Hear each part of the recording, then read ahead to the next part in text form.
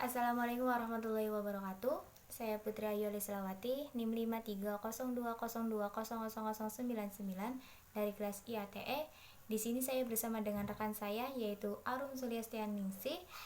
Kami dari kelompok 10 yang akan memaparkan hasil diskusi dari kelompok kami mengenai pengetahuan mistik yang dinilai atau dilihat dari aspek ontologi, epistemologi, dan juga aksiologi.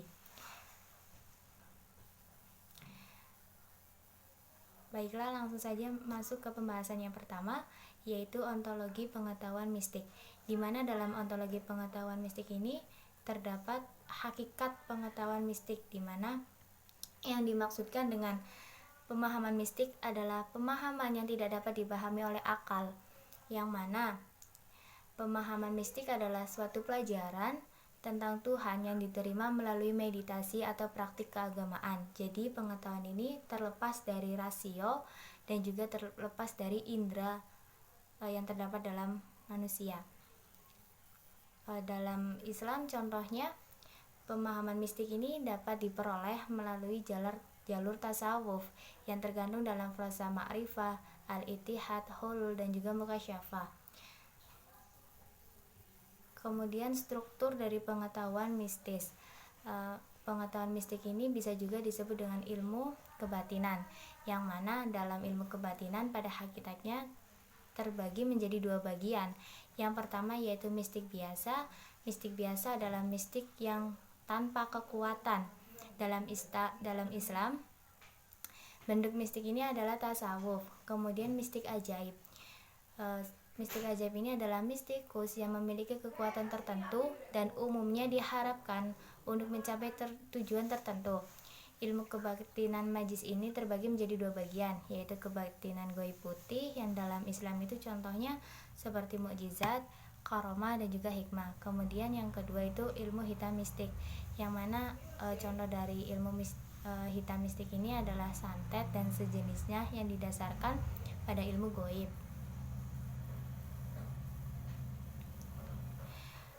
Contoh dari ilmu mistik ini adalah contohnya seperti ilmu kekebalan.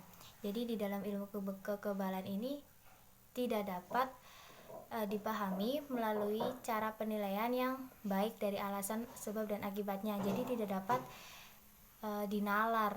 Tetapi dari ilmu kekebalan ini terdapat bukti empirisnya, yaitu bisa dilihat, bisa dinilai secara observasinya itu nyata, tetapi tidak bisa kita pahami, tidak bisa kita nalar mengenai mengapa ilmu ini bisa terjadi. Kurang lebihnya seperti itu.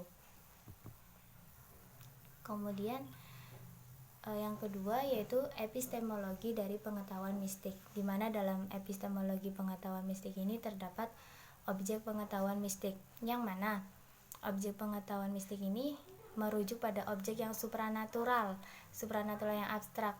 Contohnya seperti dalam supranatural ini meliputi Tuhan, meliputi malaikat, surga, neraka, dan lain sebagainya, di mana dalam objek tersebut hanya dapat dipahami melalui pengetahuan mistik atau melalui keyakinan dan bukan melalui akal atau intelektual.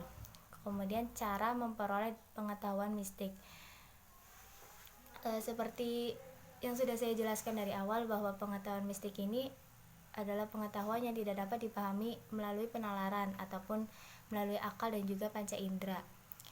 Tetapi pengetahuan mistik ini dapat diperoleh melalui rasa. Kemudian ada juga yang mengatakan seperti Immanuel Kant yang mengatakan bahwa pengetahuan mistik diperoleh melalui moralitas. Kemudian Al-Ghazali juga berpendapat bahwa pengetahuan mistik ini diperoleh dengan melalui jalur tasawuf, yaitu menghilangkan unsur nasut yang berupa unsur jasmani dalam diri manusia dan memperbanyak unsur lahut atau unsur rohani.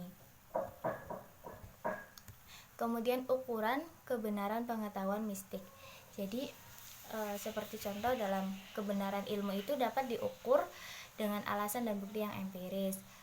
Kemudian seperti contoh pula ukuran kebenaran dalam pengetahuan filosofis itu adalah logis. Jadi sesuatu hal yang dinilai logis, yang mempunyai alasan dan juga mempunyai bukti empiris itu dapat diukur kebenarannya. Tetapi kebenaran pengetahuan mistik ini dapat diukur dengan berbagai standar. Salah satunya